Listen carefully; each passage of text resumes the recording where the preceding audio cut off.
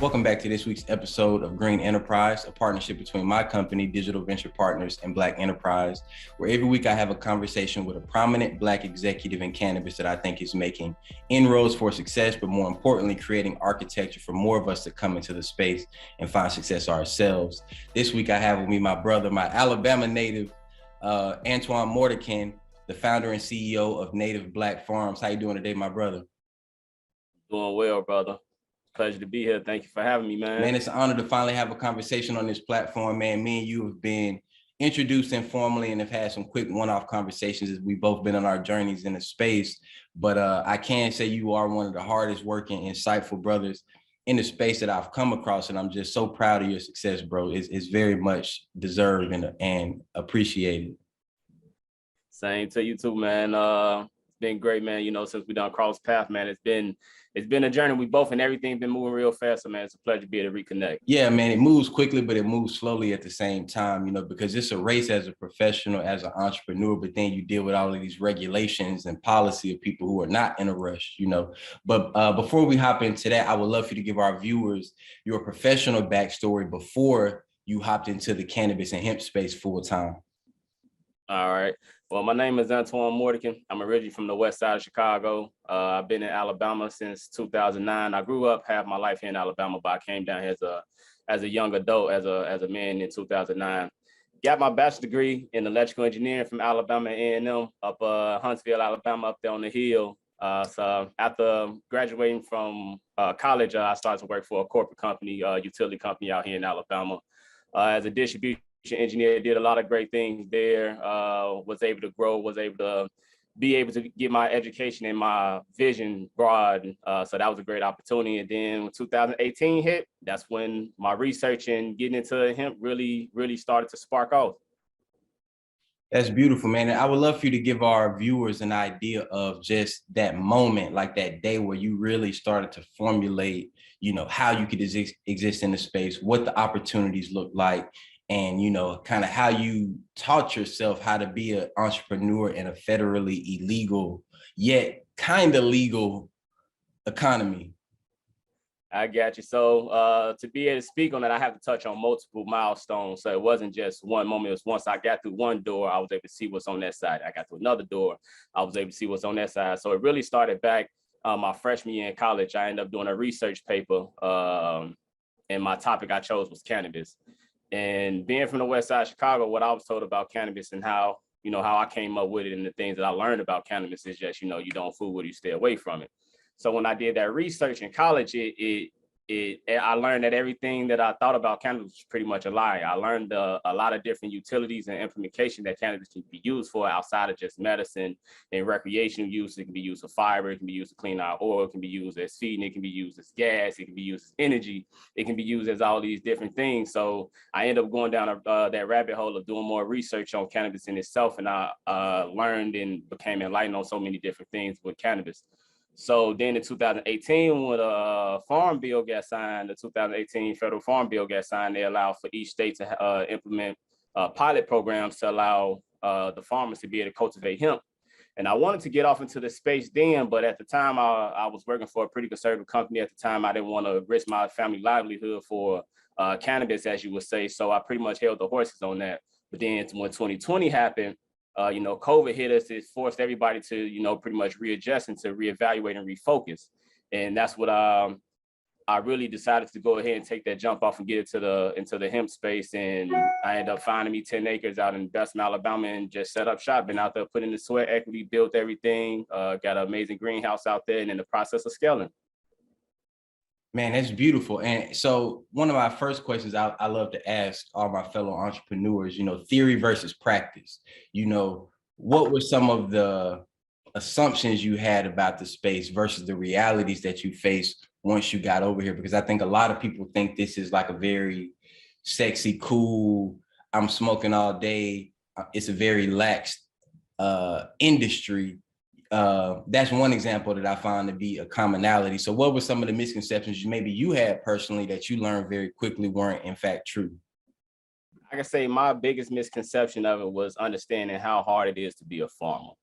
When it came down to cultivation, actually getting out there on the land and, tilling to, building, putting that shovel in the ground, you have to develop it. Well, you have to already have a certain different type of work ethic and, motivation and inspiration to be able to move through with that. So that was like, my biggest misconception. But also, what I thought about the cannabis and hemp industry when actually entering, my introduction to the industry was very, it was eye-opening. I quickly learned that it's not, it's a lot of sharks in the industry, and it forced me to have to move a little different as I continue to move and make my next move, my best move. Because kind of when I was trying to get into it to get information, people were just kind of blocking me out. Nobody wanted to share the information. Nobody wanted to, nobody even asked what I already knew. Nobody, they didn't want to have a conversation. They were just putting this ridiculous price and saying, I'll charge you this much, to talk to you about. And I'm like, man, I ain't even come to you for that. So that was the biggest, one of the other misconceptions. I thought it was, very friendly. But however, as I continue to develop and grow within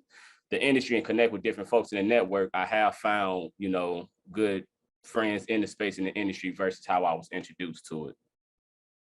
Man, that's amazing. And moving forward into, I want to have a functional question and then kind of more of a philosophical version of that same question. As Alabama has legalized medically, as we know, we are one of the most conservative parts of the world, let alone the country. And we both well know the impact that cannabis has had through its criminalization on our families and friends and our communities, even today. So as cannabis has been legalizing in Alabama, could you give our viewers an idea of what's happening on the ground for the program, and then maybe what you see societally happening as it develops? All right, so here in Alabama, man, we finally got some form of cannabis. We now have medical cannabis here in the state of Alabama. However, it's not your traditional medical program. It won't be like smokable flower, anything like that. You have to get in the form of tinctures, capsules, oils, and things like that. And I actually had the chance to speak in front of the Alabama Health Committee to be able to support that bill and that law that we currently have. So when I got the opportunity to see, as the bill was going through and being developed, I was forced. It was inspirational that I had to inject myself in this system to be able to participate in the process, to make sure that minorities are included in it, that I'm able to receive the information directly from the source, that I can be able to give it back to my people and those that may be interested to get into the industry. So my whole standpoint on it, that I want to make sure that I became educated from firsthand, and those that I've been kind of curious, especially here in Alabama, man, everybody, cannabis done became taboo for certain folks to have conversation. Like, a lot of people was ignorant when I started my hemp farm. They didn't know the difference between hemp and, medical cannabis or recreational cannabis. They just thought, oh, I'm out there growing weed, and it just come with a certain stigma. So I had to, with me already kind of going through the woes of it, I had to step up and be able to, adjust and change that stigma of it, and actually get out here and be vocal, and then connect with folks that's on the ground level, connecting with different organizations, and also just getting involved in the process to being aware of what's going on. So what I see that's coming in the future for, cannabis advocacy in Alabama, just Alabama cannabis industry as a whole, Alabamians becoming more educated and aware. And that's one of the biggest things that I push with my journey as I go, and folks see my story and my journeys, that they can also be educated along the way, so they can be inspired and enlightened and be able to get out here and get involved in the process. They can be able to reach out to their local representatives or their house representatives, their senators, and things like that, that they can be at these meetings and speaking up and letting their voice be heard for a medical program that they would like to see, or a recreational program, or whatever, how they want to see it, but they can be vocal to let their, their state representatives know how they feel about it, so we can get legislative change when it comes down to cannabis in Alabama. Agreed. So the biggest thing that I see, because I'm sure in your circles, you're the person that everybody comes to, whether they're curious, whether they're serious, whether they just want to kind of kick the tires of what's going on. I think the biggest obstacle to overcome for Black people in Alabama as it relates to the opportunity is it's an information desert, right? The interest is there, the intrigue is there. People see the press releases, they see the articles on Facebook as, major developments happen, but they don't really know where to go or who to go to start to lay any type of framework to be a part of this. Like, do you have any recommendations for maybe any organizations, any websites, any newsletters, for a viewer who is in or around the state to kind of tether themselves to kind of find any type of information that may work for them?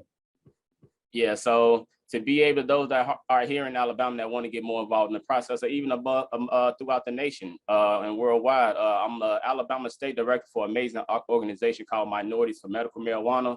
I highly encourage you guys to tap in with them to be able to connect it. We do research when it comes down to cannabis, provide advocacy, expungement clinics. We put on educational seminars and things like that. We actually have a seminar coming up here in 2 weeks in Atlanta, July 15th, if I'm calling the date out correctly. But if you go to minoritiesformedicalmarijuana.org, you'll be able to find that posting. But yeah, just be able to tap in with us there. And that'll really be a starting point, especially for minorities that want to become more enlightened about the process and be able to connect with those that are already in the industry that look, that may look like yourself, that you may want to have conversations with, and that'll be open and honest with you. Okay, and then as we get into the conversation around the impact that it's had on us and how do we move forward from here, a term that we hear probably 10 times a day within the space, social equity, may be an unfamiliar term to one of our viewers. So could you give them an idea of what social equity, everybody has a different definition of it, but kind of the generalization of it in our space and what that means and why it's important in our industry moving forward? Yeah, so social equity, that's one of them buzzwords that everybody have their own evaluations of it. So I no longer consider it as social equity. I heard the term called social economics, and that's the one that I've been running with lately. Because the term of social economics, when I think of that, I speak of, minorities have to benefit economically from an industry, not in just the form of being, workers or labor and things of that fashion. If you're able to team up and partner with somebody that you're calling this social equity, let's talk ownership. Let's talk higher percentage of these different forms of equity in these companies. Or hell, just partnering up with, a minority-owned company and giving them the funds, the economics that they need to be able to elevate and continue to be able to uplift and to be able to sustain and support them in that fashion versus trying to absorb their company and giving them a fraction of a percentage and then 5 years kicking them out of and now they don't have anything. Because that's been a lot of the predatory behaviors in the industry. As we talk realistic expectations, right? And realistic timelines, a lot of people come into this space with a lot of excitement, a lot of ideas. I think, one thing that we have to be realistic in is, how long it takes, how much it costs, and how, even though this is an opportunity for generational wealth for the people who are successful within the space, that's not going to apply to everyone. A lot of people come into this space with a little bit and leave with nothing. A lot of people come into the space with a lot and leave with nothing. A lot of people come in with a little and leave entrepreneurs and successful. So what timeline would you give someone who is paying attention to development in Alabama, like realistic expectations, realistic costs for capital, and how they can obtain those type of things? Realistically, if you're getting fresh into the industry and you don't have any basic knowledge of cannabis in itself, that's going to set you back a lot. So you'll have to get educated first to be able to get caught up on it. But if you're just trying to enter the economics of it and to be able to develop and get familiar with the establishments and the workings of it, I'm going to say at least 3 to 5 years. And that depends on what it is that you're trying to do. If it's something that you're going to build, or is it something that you're just trying to find a place to be able to rent out and put like a dispensary or something in? Like for the path that I'm on, I took the standpoint of ownership. So I went for acquiring the land, and I own the land, and then I build from there. So I start at the source, and then I'll go to dispensaries. I'll go to processing dispensaries from there, but I want to be the source. So it's really, once you figure out what part you want to play in the industry, because it's so broad. And, then that's where I speak more about the education. And once you become more educated in the workings of the industry and what it entails and the different things that you can do, you can find out where your placement may be, and then you can pursue that avenue. But capital wise, man, it can vary. The route that I took, I was able to get started with around about $150,000, and that's with like acquiring the land and buying my greenhouse kit and things like that. But I cut a lot of corners because I put in a lot. I cut a lot of expenses because I put in a lot of manual labor myself with getting everything built. But you can spend anywhere from $100,000 to $5 million depending on how you want to how you want to enter the industry and how you want to set yourself up and be the kind of position you want to be in. So it varies, man, to be and that's what's so unique about this industry. It's so fresh and it's so new and it's so novice, especially here in Alabama. And that's the amazing opportunity that I have here. And I want to, enlighten other folks here that they have similar opportunities here as well too, and they can be able to get involved. Agreed. I tell people that cannabis, the thing that drew me to it, because I came from music and entertainment, was the opportunity to fail and succeed by my own devices. From a regulated sense, this is a very young industry. It's not even maybe 10 years old yet. In some states, it's over 10 years old, but for the most part, most programs are well under 10 years in age, right?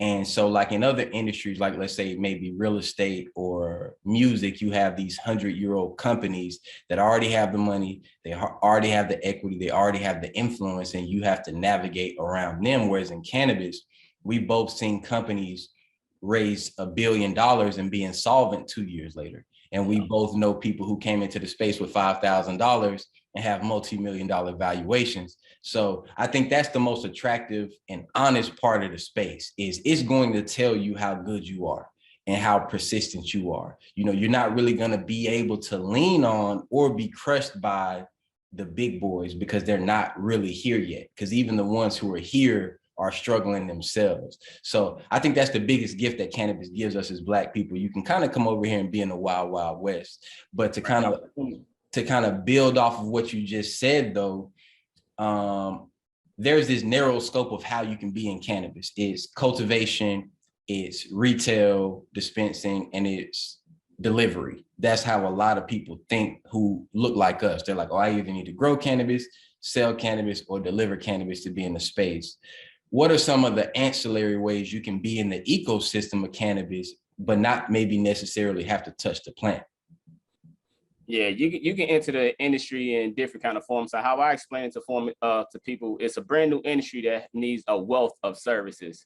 So for example, like some folks may think of transportation, or you can think of insurance, or hell, you can even think of creating a store that wholesale the products that these cultivators may need, such as LED lights, nutrients, fans, cooling and things like that. And you can also create another way to be able to get into the industry by, selling equipment or becoming vendors in different kind of places. So you don't necessarily have to be able to touch the plant, just become an outlet and a supply to be able to inject into the industry that it may be able to sustain. So it's so many different lanes that's open. You can just think of anything, man. Any cultivation facility is going to need paper roll, so you can be able to sell that facility, toilet paper, toilet tissue, or, the white lab jackets that they have to wear, the hair nets down to the gloves. It's so many services that the industry needs. You can just inject yourself in those ways versus having to necessarily touch the plant. Beautiful, my brother. And as we wrap up, I just once again got to give you your flowers and tell you that the work you're doing is incredible, especially in the state that we're in the region that we're in, and how difficult it is to even get access to information, let alone build out something with your own bare hands from that information. So I hope the work you're doing is you are literally, it's crazy to think in 2022 that you still have pioneers, right? Yeah. But like, as far as where we're from, you are actually pioneering the opportunity for the rest of us. So I really do commend you on that. I would love for you to give our viewers an idea of where they can follow you directly on social media or LinkedIn if they have any questions, or if they just want to continue to follow your story. Yeah, you guys can definitely check me out at www.nativeblackfarm.com.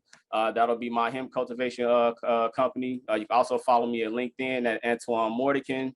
You can also check out my NFT project called the Grow Gods Club at growgodsclub.com. You can reach out to me on any of those platforms, LinkedIn, Twitter, Native Black Farm as well. And reach out, man. I love to be able to connect with more folks in the place and just answer any questions, be able to encourage more to get involved. My interest with that NFT project, I know that was the wrap up, but I would love, I want to hear about, how exactly are you marrying the cannabis space with the NFT world? All right, man, we got something amazing and unique in this time. So the NFT project that I'm the visionary for and the CEO for is called Grow Guys Club. And we're creating a community around cannabis cultivation and cannabis education.